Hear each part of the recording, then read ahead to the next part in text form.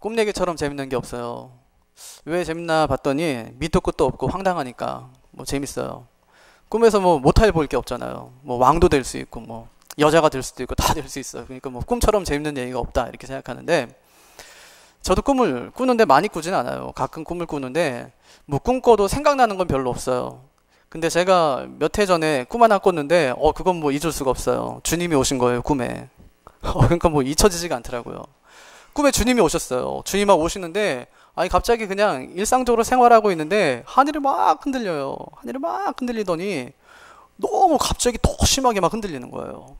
제가 속으로 주님이 오실래나 이렇게 생각했어요. 근데 갑자기 그때 하늘이 한 곳으로 확 하고 모이더라고요. 흔들리는 하늘이 한 군데로 확 모이더니 갑자기 주님이 확 내려오시는 거예요. 그래서 제가 와 주님이시다 이랬어요.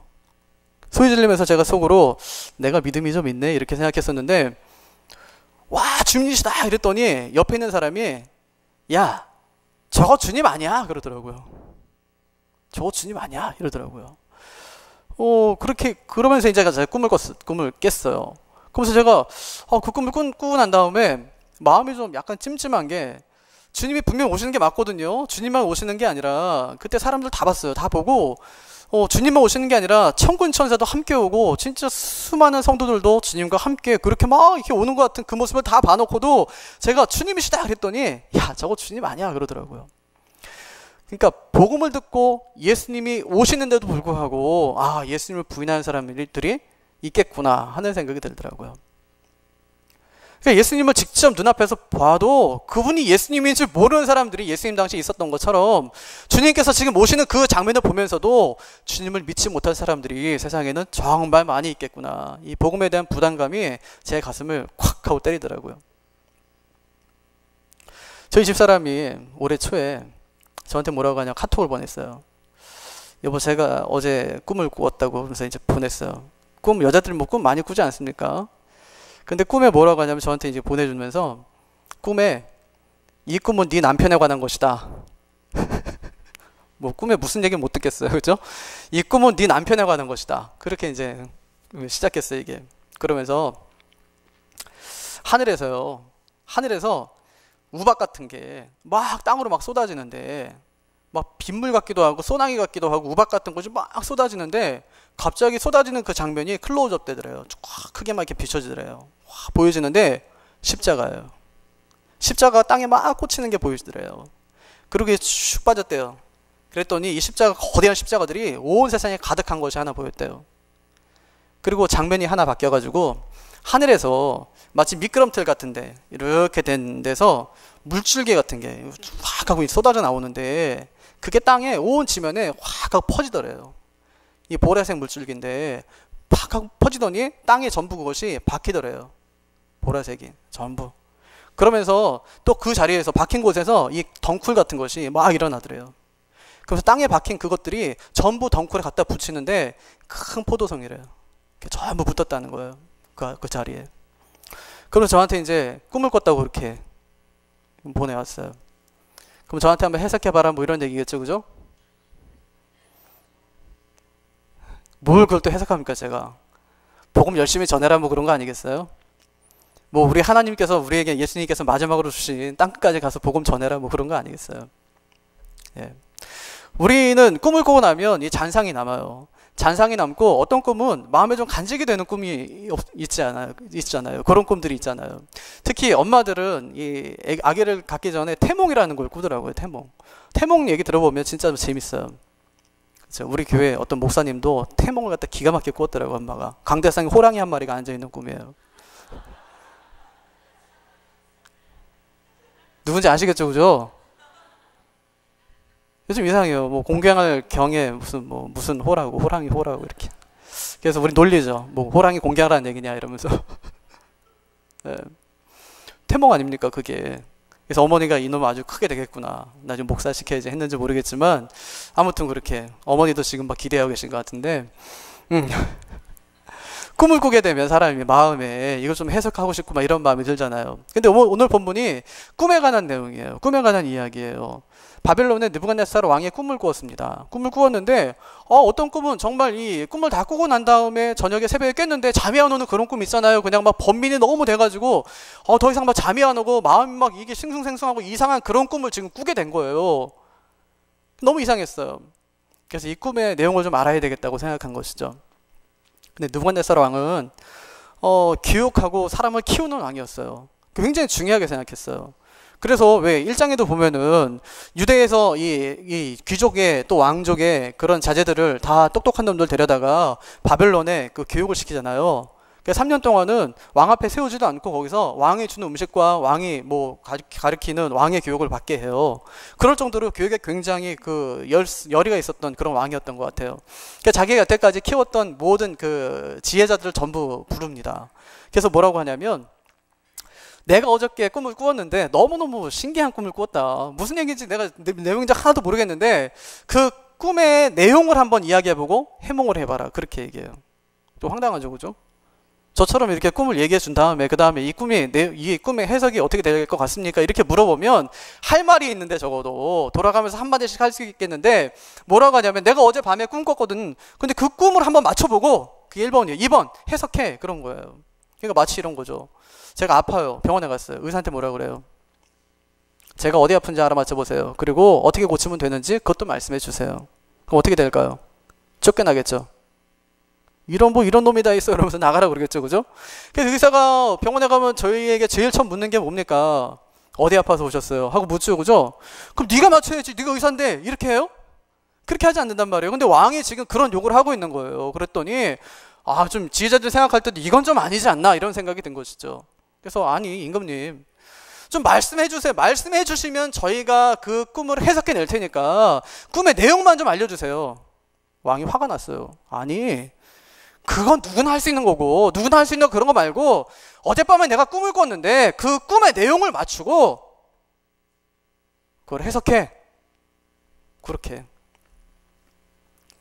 근데 할 수 있는 사람이 없었어요. 왕이 화가 납니다. 그래서 어떻게 하냐면 다 죽여. 지금 전국에서 잡아온 들어온 모든 지혜자들을 다 죽여. 이제 그렇게 한 거예요. 이 사람들이 보통 사람들이 아니거든요. 당대의 석학들이었습니다. 어쩌면 그 당시 바벨론 제국에서 가장 뛰어난 많은 공부를 했던 그런 사람들이었기 때문에 이 사람 다 죽여. 어쩌면 굉장히 어려운 결정일 수 있는데 그만큼 그 꿈의 내용이 심각했다는 것을 우리에게 반증해주는 그러한 내용이기도 합니다. 그래서 뭐라고 하냐면 이 사람들만 죽일 게 아니라 지금 공부하고 있는 놈들도 다 잡아다가 죽여 이렇게 해요. 그래서 왕의 근위대장이 누굴 찾아가냐면 이 다니엘과 세 친구를 잡으러 갑니다. 한 손에는 칼을 들고 한 손에는 명령문을 들고 다니엘 앞에 가게 되는 장면이 나와요. 그러니까 다니엘에게 위기가 닥친 것이죠. 사람이 살다 보면 이런 위기가 닥치잖아요. 그러니까 다니엘이 이런 위기가 닥쳤을 때 다니엘이 어떻게 하는가 하는 것이 오늘 본문의 핵심이라 할 수 있는데 그때 다니엘이 어떻게 하냐면 그때 다니엘이 하나님께 기도해요. 기도하더라.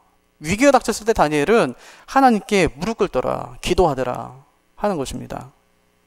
그래서 다니엘이 인생의 바닥이 완전히 무너져 버렸을 때 제일 처음에 하나님께 기도했어요. 왕이 죽이려고 하자 이 기도의 시간을 확보합니다. 잠깐만요. 저에게 시간을 좀 주세요. 하고 이제 기도의 시간을 확보합니다. 탈출하기 위해서가 아니었어요. 그 즉시에 자기의 믿음의 친구들을 불러가지고 기도를 요청해요.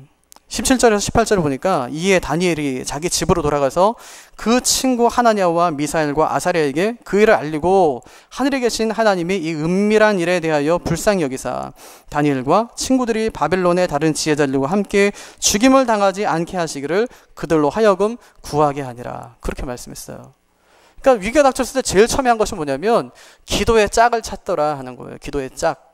여러분 기도의 짝이 있으십니까? 내가 어려울 때 내가 기도를 부탁할 만한 친구 여러분 있으신지 모르겠어요.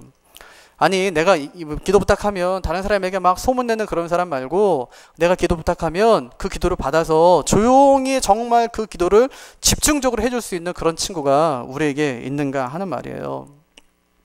제가 이 말씀 준비하면서 나한테는 그런 사람이 있는가 생각해 봤어요. 그때 있더라고요. 제 친구 중에 지금 부산에서 사역하는 친구인데 이 친구 참 좋아요. 엉뚱하고요. 그 친구는 뭐 학교 다닐 때 공부하잖아요. 그러면 시험 기간에도 늘 연습장에 보면 하나님 감사합니다. 하나님 감사합니다. 하나님 감사합니다. 이것밖에 없어요. 공부는 어떻게 하는지 모르겠는데 하여튼 공부 잘하거든요. 근데 연습장 꼭 한 페이지씩 써요. 하루에 한 페이지씩 꼭 써요. 하나님 감사합니다. 하나님 감사합니다. 하나님 감사합니다. 연습장 넘겨보면 매일 하나님 감사합니다. 하나님 감사합니다. 이거밖에 안 써 있어요. 다른 친구들이 보면 얘는 좀 정신이 나갔나 보다 이렇게 생각이 될 정도예요. 글씨도 예쁜 것도 아니고 좀 이상한 글씨체인데 초등학생 같은데 하나님 감사합니다. 이것만 계속 써놓는 거예요. 근데 그 친구가 진짜 기도하는 친구예요. 그래서 학교 다닐 때도 그 학교 옥상에 옥탑방이 있는데 거긴 기도실이거든요. 그럼 얘는 한 2시까지 3시까지 기도하다 내려와서 새벽기도 될 때까지 2시간 3시간 자고 또 새벽기도 가서 아침 먹을 때쯤 되면 또 내려오고 그 다음에 학교 갔다가 또 매일 그런 생활을 반복해요. 하나님 감사합니다. 하나님 감사합니다 해요. 기도 부탁을 하면 얼마나 집중적으로 기도하는지 지금도 제가 신학교 다닐 때 기도 제목을 지금도 알고 있어요. 저희 어머니 좀 아프실 때 그때 기도하면서 막 했던 것들을 지금도 물어봐요. 지금도 그래 뭐 경서가 어머니는 괜찮으시니 거기 아프셨던 건 괜찮으시니 하고 물어보고 그래요. 저희 집사람이 셋째 난다고 제왕절개 한다 했더니 그 부산에서 왔어요. 여기까지 와가지고 뭐 입원하는데 이틀 3일밖에 안 있는데 와가지고 그거 보고 가더라고요. 그거 와서 또 기도해주고 이러면서 막 그러고 가요. 제가 이 말씀 준비하면서 제가 그 친구 생각하니까 야 너무너무 감사하다. 그 친구는 다른 데 말하는 친구가 아니라 진짜 기도 부탁하면 기도하는 그런 친구 있다는 것이 정말 행복한 일이구나 하는 생각이 들었어요. 여러분에게도 있으신지 모르겠어요. 여러분에게도 그런 기도의 친구가 있으십니까? 근데 오늘 다니엘에게는 그런 기도 친구가 있었어요. 자기가 어려움 당할 때 자기 어려움을 솔직하게 이야기하고 자기 어려움을 함께 나누고 함께 기도해 줄 수 있는 그런 짝이 다니엘에게 있었어요. 우리에게도 그런 기도의 짝이 있어야 합니다. 교회 다니면서 정말 행복한 것은 그런 기도짝을 만나는 일이에요. 그래서 그 친구는 우리 집에 뭐가 있는지 전부 알고 나의 고민이 무엇인지도 알고 우리 자녀들이 어떤 고민을 안고 살아가는지도 알고 눈만 감으면 나를 위해서 기도해 줄 수 있는 그런 기도의 짝을 갖는 것이 정말 좋다는 거예요. 근데 어떤 사람들을 만나면 교회에 대해서 얘기는 많이 하는데 늘 부정적인 얘기만 하고 사람에 대해서 말은 많이 하는데 늘 안 좋은 얘기만 하고 그런 사람들이 있어요. 그 만나면 자기는 그런 생각도 안 해보고 그냥 몰랐는데 그 친구 통해서 알게 돼가지고 마음만 안 좋고 막 그렇게 된다고요. 또 이제 그런 소리를 한 번, 두 번 듣게 되면 궁금해가지고 또 이제 묻게 되고 그러면 자기도 결국 그런 사람이 되어버리는 거예요. 문제가 있으면 그 문제를 안고 함께 기도하고 누가 어려움이 있으면 그 어려움을 안고 함께 기도할 수 있는 그런 기도짝이 우리에게 필요한데 그것이 아니라 문제를 자꾸만 들춰내고 없던 것도 자꾸만 문제를 만들어내고 하는 사람이 옆에 있으면 절대 기도도 안 되고 신앙도 성장할 수 없습니다. 그래서 그런 기도짝을 만나는 것이 굉장히 중요해요. 그래서 어떻게 만날 수 있습니까? 우리 순회에서 만날 수 있습니다. 순회에서 우리 기도짝을 만날 수 있어요. 전도회에서 만날 수 있어요. 전도회는 특별히 같은 연령에 있는 친구들이 많기 때문에 그 친구들과 함께 기도의 짝을 이룰 수 있어요. 함께 기도할 수 있는 사람들을 만날 수 있다는 거예요. 어려움 당할 때 진짜 그 친구들이 얼마나 우리에게 큰 힘이 되는지 모릅니다. 꼭 기도짝을 만드세요. 만약에 누구하고 만들 수 없다면 남편하고 만들고 남편하고 만들 수 없다면 아들하고 만들고 딸하고 만들고 가까운 사람과 함께 만들어 보세요. 그것이 얼마나 우리에게 큰 복인지 몰라요. 제가 전철을 타고 가다가 어떤 자매가 앞에서 큐티하는 거 봤어요. 큐티를 하는데 아주 열심히 해요. 한 20분 동안 전철 타고 가는데 20분 동안 큐티를 갖다 막 하더라고요. 그랬더니 전화를 걸어요. 엄마, 오늘 엄마 큐티 했어요? 이렇게 물어요. 저 지금 큐티 다 했는데 오늘 하나님께서 저에게 이렇게 말씀하셨어요. 아무래도 오늘 하나님 앞에서 이렇게 저렇게 살아가야 될 것 같아요. 이러면서 엄마한테 막 그 얘기를 하는 거예요. 제 마음에 감동이 됐어요. 야, 진짜 좋은 엄마고 좋은 딸이구나. 이렇게 기도의 파트너를 가지고 있다는 것이 굉장히 행복하겠다. 엄마가 이런 딸을 두고 얼마나 행복할까 이런 생각이 들더라고요. 그냥 아가씨예요. 20대 같아요. 그런데 하는 모습 보니까 정말 너무 귀하게 보였었어요. 여러분, 기도의 짝을 갖는 것입니다. 우리의 고민과 아픔까지 상처까지 전부 나눌 수 있는 그런 기도짝을 갖는 거예요. 그 사람이 나를 생각하면 내 문제가 생각나고 내 문제가 생각나면 함께 울어줄 수 있는 그런 기도짝을 만드는 것입니다. 에스더가요, 어려움 닥쳤을 때 가장 먼저 했던 것이 뭐냐면 기도의 요청이었어요. 나를 위해서 내가 오늘부터 3일 동안 죽으면 죽으리라 기도할 테니까 나를 위해서 오빠 기도해 주세요. 그렇게 얘기했어요. 금식하며 기도하기 시작해요. 이런 기도의 짝을 갖는 것은 보통 일이 아니에요. 그냥 누구나 다 할 수 있는 일이지만 이건 엄청난 힘을 갖는 것입니다. 주님께서 이렇게 말씀하세요. 두세 사람이 내 이름 모인 곳에 내가 너희와 함께 있다, 이렇게 말씀하세요. 한 줄은 금방 끊어지지만 삼겹줄은 쉽게 끊어지지 않는다고 그렇게 말씀하셨어요. 합심하는 기도를 주님께서 받으시겠다, 그렇게 말씀하셨어요. 함께 기도하는 것이 중요하다는 것입니다. 다니엘은 문제가 생겼을 때 자기의 지혜로 해결할 수 있어요. 왜 그렇습니까?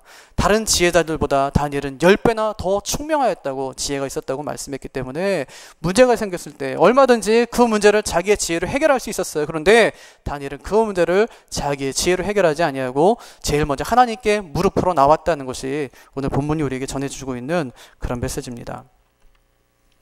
문제가 생겼을 때 가장 쉬운 방법은 그냥 어떻게 해결할 수 있을까 하는 방법을 찾는 일이에요. 근데 우리는 방법을 찾기보다는 하나님께 기도하는 것이 더 나은 방법임을 알고 하나님께 기도할 수 있어야 하겠습니다. 그리고 사람의 방법을 내려놓고 기도를 붙드는 것이 우리가 해야 되는 그런 일일 것입니다. 원망하는 것은요, 후진기어 넣는 거예요. 뒤로 가는 거예요. 일이 생겼어요. 그럼 원망해요. 왜 하나님께서 이런 어려움을 우리에게 하필이면 주시는 거야, 이러면서 자꾸만 원망하면 후진기어 넣고 뒤로 막 달려가는 것인데, 기도는 전진기어를 넣는 것입니다. 앞으로 가는 거예요. 앞으로 가다 보면 방법이 보여요. 방법이 보이면 문제가 해결될 수 있다는 거예요. 기도하다 보면 정말 아이디어가 생겨요. 하나님께서 우리에게 지혜를 주신다고요. 그래서 저는 사업하시는 분들은 특별히 기도 많이 하셨으면 좋겠어요. 다른 분들도 물론 뭐 기도 많이 해야 되지만 사업하시는 분들은 자기 사업을 해서 막 진짜 집중적으로 기도하면 하나님께서 막 아이디어를 주시는 것 같아요. 아니, 저희 목회자들도요, 어떤 일을 앞두고 나면 항상 기도하잖아요. 집중적으로. 하나님, 이건 어떻게 해야 됩니까? 하고 기도하잖아요. 그러면 기도하다 보면 막 떠올라요. 저는 그런 경우 굉장히 많은데, 그래서 기도할 때 항상 볼펜 같은 거 하나 갖고 다녀요. 그러면은 막 떠오르면 그때 막 받아 쓰는 거예요. 요즘에는 휴대폰이 있으니까 제가 새벽 기도 하다가도 막 휴대폰을 막 쓰거든요. 어떨 때는 막 하나님께서 주신 아이디어가 있어서 그래서 막 쓰는 거예요. 기도하다 보면 하나님께서 우리에게 넘치는 은혜를 부어주신단 말이에요. 다니엘은 지혜 있는 사람이었지만 자기의 지혜를 의지하지 아니하고 하나님께 가장 먼저 기도했던 사람이다, 무릎을 꿇었던 사람이다 하는 거 우리가 먼저 기억했으면 좋겠습니다. 그래서 어떤 문제 생기면 반드시 기도하는 그런 사람들이 되기를 바랍니다. 기도해야 돼요.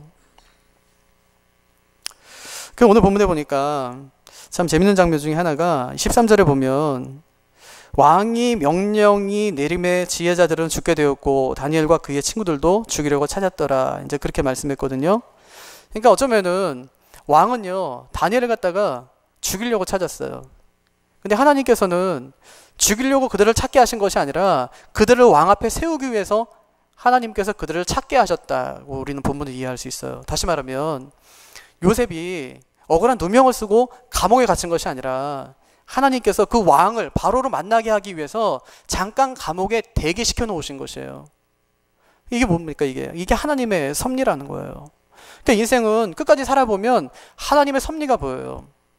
그러니까 왜 나에게 이런 일이 닥칠까? 지금은 모르지만 시간이 지나보면 이것 때문에 하나님께서 이렇게 하신 것이구나 하는 것을 분명히 알 수 있게 된다고요. 어떻게 됩니까? 끝까지 견디고 인내하며 살아가는 것이 그래서 중요하다 하는 것을 오늘 본문을 통해서 또 한 가지 배울 수 있어요. 그래서 지금 살기 어렵잖아요. 요즘에 불경기라서 얼마나 살기 어렵습니까? 어저께도 어떤 집사님 오셔가지고 말씀하시는데, 목사님 진짜 하에 먹고 살 게 없대요.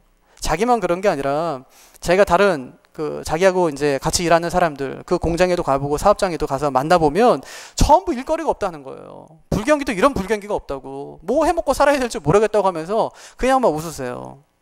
그 말을 들으면서 제 마음이 좀 이렇게 좀 아프더라고요. 야, 진짜 참 어렵게들 그렇게 사시는구나 하는 생각이 들었었어요. 또 한편으로는 그래, 이렇게 어렵게 살아도 하나님께서 반드시 열어오실 것이다. 하나님 의지하고 가면 하나님께서 반드시 살게 하실 것이다. 마치 광야에서 이스라엘 백성들을 40년 동안 하나님께서 살게 하신 것처럼 우리도 하나님께서 살게 하실 것이다 하는 소망이 생기더라고요. 그래, 뭐 인생이 별거 있나? 하나님 의지하며 살아가는 것이지. 하나님을 놓치면 그래서 다 놓치는 것이고, 불경기에 하나님까지 놓치면 다 놓치는 거예요. 아니, 먹고 살기도 힘든데 하나님께 놓쳐보세요. 그러면 영육간에 완전히 피폐해지는 것입니다. 그런데 육신은 잘 살아도 만약에 영혼이 피폐해지면 그 인생은 정말 절망이에요. 그런데 우리 육신은 좀 힘들고 어렵게 살아도 하나님 붙들고 살아가면 그래도 그 영혼은 소망이 있는 거예요.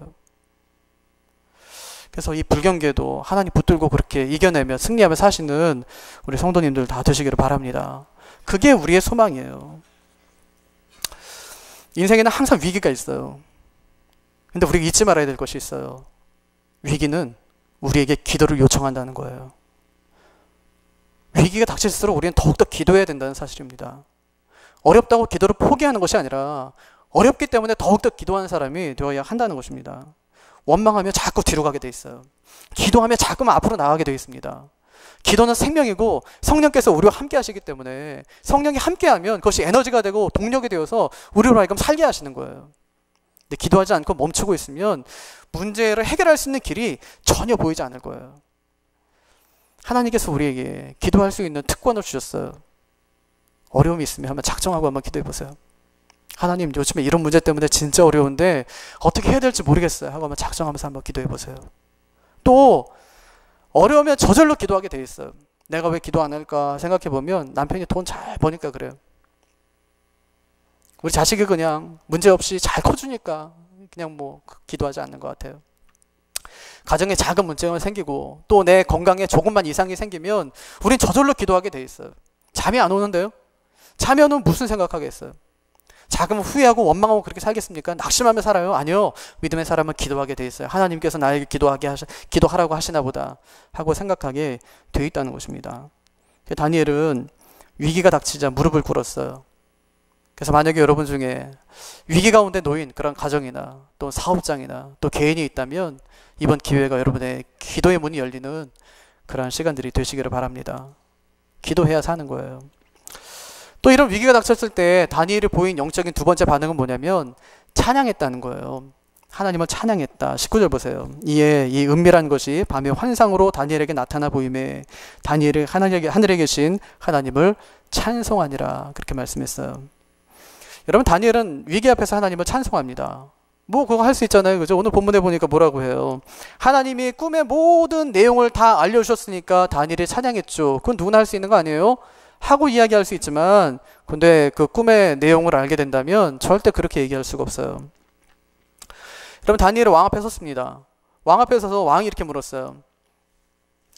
넌 내 꿈의 내용이 뭔지 아냐?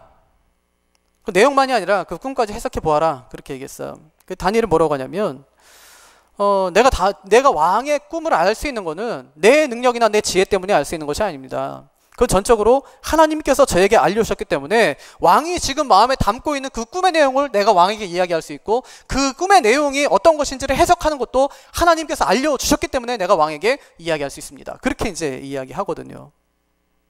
이게 뭐죠? 겸손이에요. 우리 어떻게 합니까? 만약에 하나님께서 우리에게 뭐 보여주셨어요. 그럼 어떻게 하죠? 야, 나 어저께 뭐 봤잖아. 야, 어제나 하나님께서 이렇게 들려주셨어. 너 천국 가봤어? 너 방언해? 이렇게 얘기하는데 다니엘은 뭐라고 하냐면 왕의 꿈의 내용을 아는 것은 내 능력이 아니라 하나님께서 나에게 알려주신 것뿐이고 나는 그냥 전달하는 사람에 불과합니다. 그렇게 이야기하는 것이죠. 요즘에 12월 달에 전쟁 난다는 사람이 있어요. 어떤 여자 전도사인데 다 미쳐 있어요. 완전히 거기에. 뭐 요새 보니까 뭐 카톡에다 막 계속 보내요. 그 보라고 한번 보라고 이거 보라면서 이렇게 보내요. 미국에서 왔다면서요. 미국의 신학교를 졸업했다고. 강대상에서 막 반말 찍찍하죠, 그죠? 세 보이고. 미국에서 왔다니까 이제 좀 대단해 보이고. 강대상에서 반말 찍찍하면서 막 얘기하니까 뭔가 좀 있어 보이고 진짜인 것 같고 막 그렇게 생각되죠. 천국과 지옥을 1000번 이상 갔다 왔다 그러니까 하나님과 굉장히 친해 보이고. 하나님께서 갔다 온 거 책으로 써! 이렇게 했다고 하니까 이 사람은 좀 실력도 있는 것 같고 그렇게 이제 느껴지잖아요. 그래서 제가 그 얘기 들으면서 저 정도 실력 가지고 책은 못 쓰겠다 이런 생각이 들더라고요. 말하는 거 보니까 저 사람은 책은 아니다 이런 생각이 들더라고요. 왜 전쟁 난다고 합니까? 한국교회가 신사도 운동 배척한다는 거예요. 막 금리빨 변하고 막 이런 거 있잖아요. 여러분, 사도 끝났는데 다시 사도가 있다고 하니까 우리는 성경적이지 않다 이렇게 얘기하는 거거든요. 사도가 누굽니까? 예수님의 제자인데 예수님의 제자 다 죽고 없는데 무슨 신사도예요? 사도가 어디 있다는 거예요 지금? 예수님의 제자 다 죽었는데.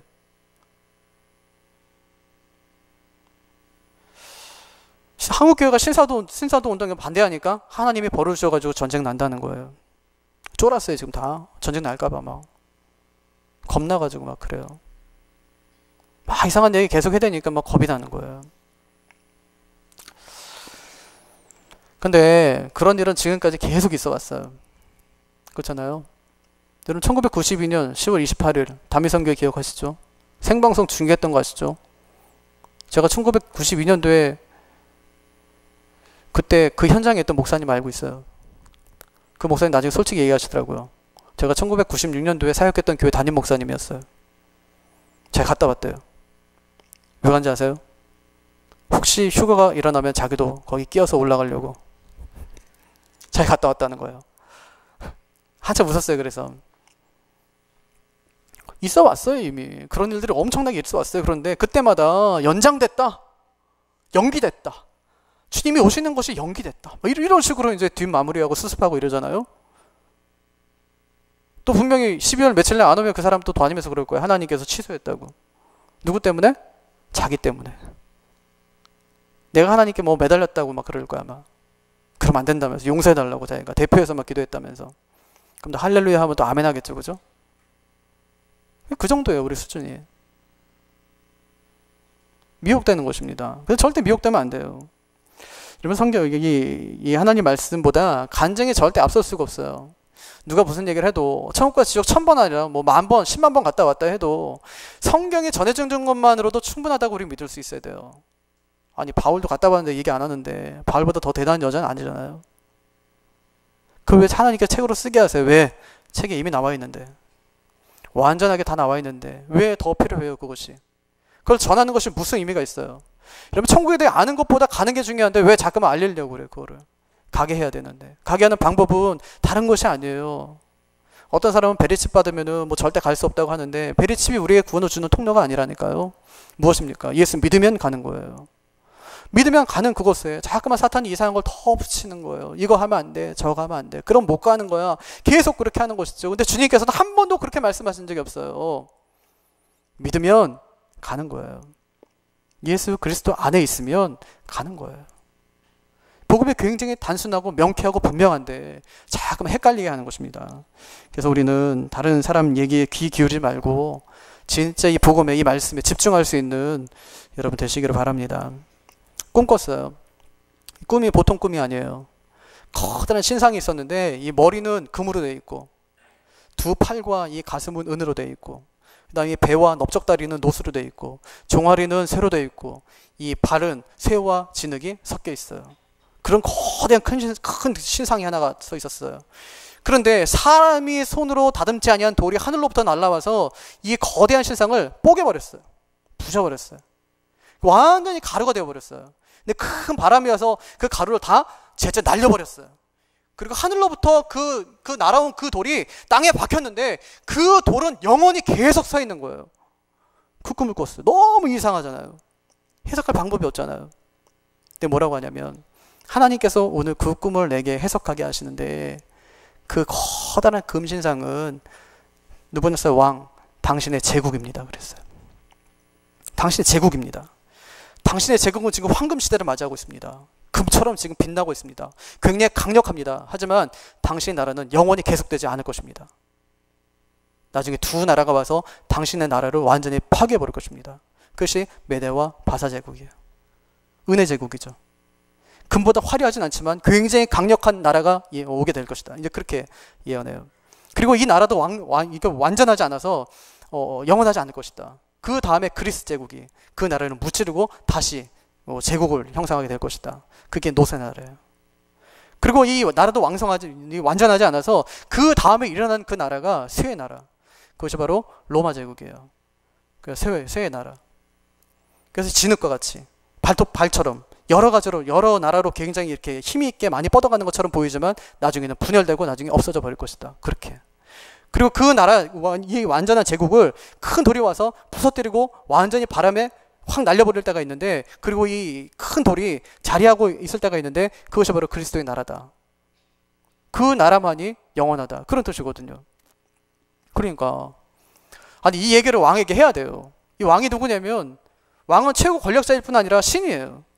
왕이 지금 어떻게 했냐면 너 내 꿈 맞춰봐. 못 맞히니까 죽였어요. 근데 그 앞에서 뭐라고 해야 돼요? 왕의 제국은 영원하지 않을 것입니다.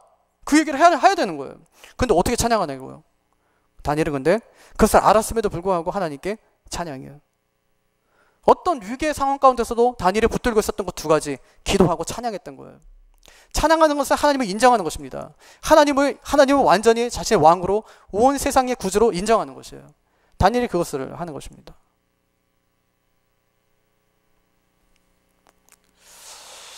어떻게 찬양할 수 있었을까요? 한 세 가지 정도 살펴볼 수 있는데, 첫째는 다니엘은 하나님의 보호하심을 믿었기 때문에 위기 가운데서 찬양할 수 있었어요. 다니엘은 분명히 믿었어요. 뭘 믿냐면 하나님께서 왕의 일을 나에게 알려주셨으니까 뒷책임도 하나님께서 반드시 지실 것이라는 것을 믿었어요. 누구의 믿음이죠? 다윗의 믿음이에요.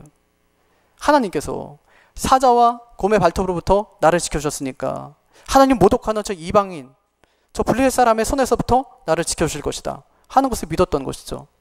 하나님의 보호하심을 믿었기 때문에 다니엘이 위기 가운데서도 찬양할 수 있었다. 두 번째는 과거에 하나님께서 나를 지켜주신 것을 보니까 지금도 나를 지켜주실 것이라는 확신과 믿음이 있었기 때문에 찬양할 수 있었어요. 1장에도 보면 다니엘이 음식을 거부하잖아요. 음식을 거부하는 것은 왕의 명령에 불복하겠다는 것이거든요. 근데 이미 그 왕의 명령에 불복했음에도 불구하고 그때 하나님께서 왕의 손으로부터 다니엘을 지켜주셨어요. 다니엘 뭘 믿습니까? 지금 왕의 손으로부터 분명히 하나님께서 나를 또 지켜주실 것이라는 것을 다니엘이 믿었던 거예요. 그때 지켜주셨던 하나님께서는 지금도 나의 하나님이 되시고 그때 역사하셨던 하나님께서는 지금도 나를 지켜주실 것이라는 것을 다니엘이 믿었다는 거예요. 그래서 과거에 하나님께서 나에게 베푸실 은혜가 있었다면 지금도 하나님께서 얼마든지 그 은혜를 나에게 베푸실 수 있다 하는 것을 우리가 믿어야 돼요. 오늘까지 하나님께서 인도하셨으니까 앞으로도 하나님께서 인도하실 것이다 하는 것을 다니엘이 믿었던 거예요. 그것이 위기 가운데서 하나님을 찬양할 수 있었던 두 번째 이유였어요. 세 번째는 뭐냐? 세 번째는 다니엘은 장차 오실 그리스도 그 메시아를 바라보았기 때문에 하나님을 찬양할 수 있었어요. 하나님을 찬양할 수 있는 건 다른 데 있는 것이 아니에요. 하나님이 누구신지만 정확하게 알고 있으면 우리 하나님을 찬양할 수 있게 됩니다. 하나님께서 나의 구세주가 되시고 구원자가 되시고 나의 창조주가 되신다는 것을 정말 분명하게 인지하고만 있으면 하나님을 찬양할 수밖에 없다는 것입니다. 어떤 어려움이 있어도 그래서 하나님을 바라보면 찬양할 수가 있습니다. 그래서 다니엘은 하나님이 누구인지를 알았기 때문에 어려울 때 기도하고 찬양할 수 있었습니다.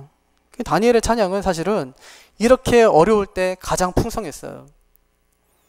다윗의 찬양도 마찬가지예요. 다윗이 언제 하나님을 그렇게 찬양합니까? 진짜 어려운 상황에 있을 때 그때 다윗은 하나님을 가장 많이 찬양했어요.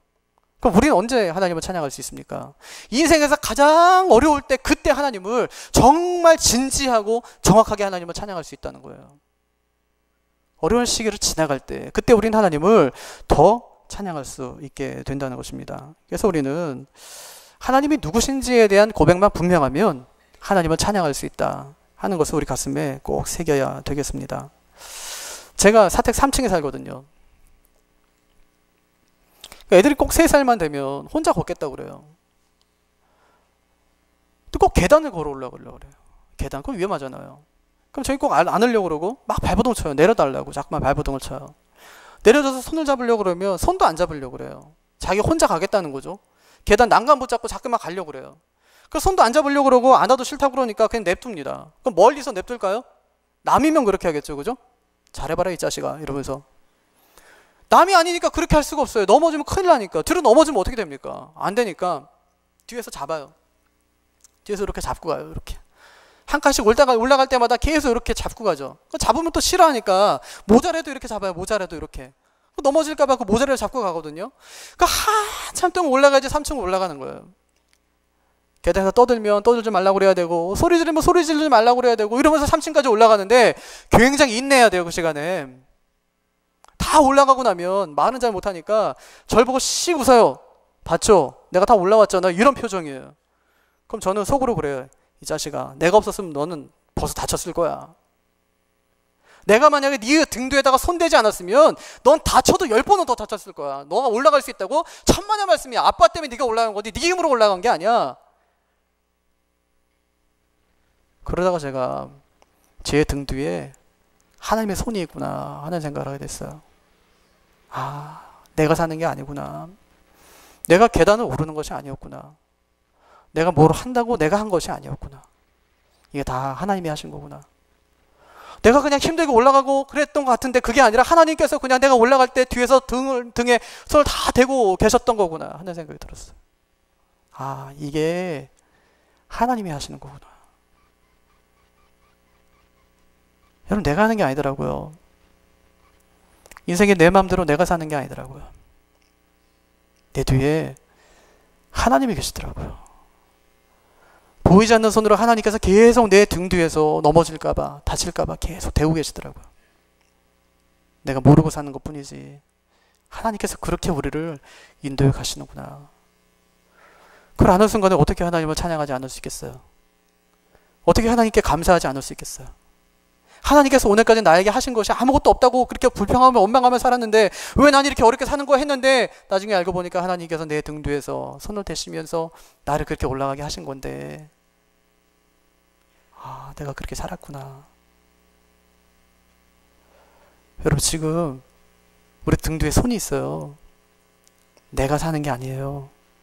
하나님께서 내 등 뒤에 손 대고 계세요. 야, 올라가. 내가 있으니까 올라가. 그렇게 하시는 것 같아요, 하나님께서.